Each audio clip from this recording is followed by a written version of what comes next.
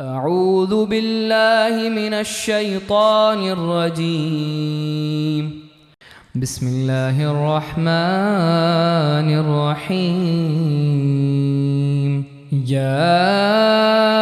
أيها المزمل قم الليل إلا قليلا نصفه أو انقص منه قليلا أو زد عليه ورتل القرآن ترتيلا إنا سنلقي عليك قولا ثقيلا إن ناشئة الليل هي أشد وطئا وأقوم قيلا إن لك في النهار سبحا طويلا واذكر اسم ربك وتبتل إليه تبتيلا رب المشرق والمغرب لا إله إلا هو فاتخذه وكيلا واصبر على ما يقولون واهجرهم هجرا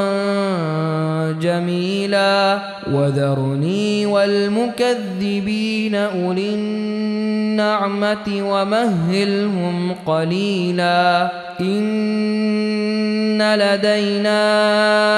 أنكالا وجحيما وطعاما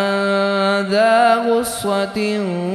وعذابا أليما يوم ترجف الأرض والجبال وكانت الجبال كثيبا مهيلا إنا أرسلنا إليكم رسولا شاهدا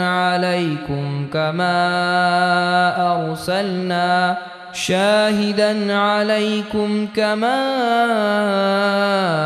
أرسلنا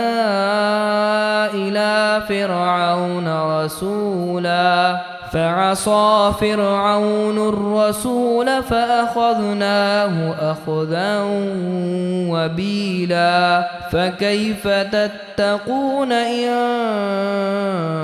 كفرتم يوما يجعل الولدان شيبا السماء منفطر به كان وعده مفعولا إن هذه تذكرة فمن شاء اتخذ إلى ربه سبيلا إن ربك يعلم أنك تقوم أدنى من ثلثي الليل ونصفه وثلثه وطائفة من الذين معك والله يقدر الليل والنهار علم أن لن تحصوه فتاب عليكم فاقرؤوا ما تيسر من القرآن علم أن سيكون منكم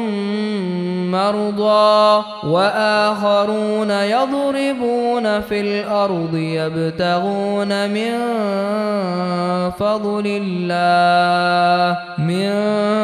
فضل الله وآخرون يقاتلون في سبيل الله فاقرؤوا ما تيسر منه وأقيموا الصلاة وآتوا الزكاة وأقرضوا الله قرضا حسنا وما تقدموا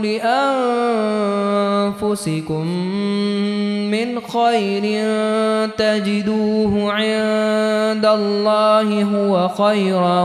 وأعظم أجرا واستغفروا الله إن الله غفور رحيم.